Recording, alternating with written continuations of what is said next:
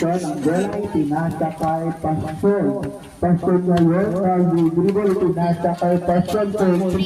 Pasok. Ang dribble ni pasyon.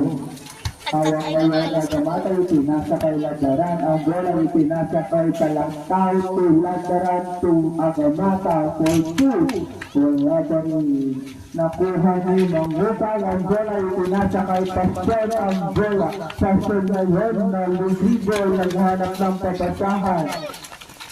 Ipinasa kay Mangutang to Pasyon. Wala pa rin nakuha ni Agamata ngayon ang bola.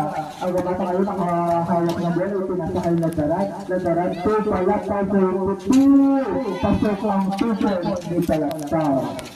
Mangutang ngayon ipinasa kay Pasyon ang bola.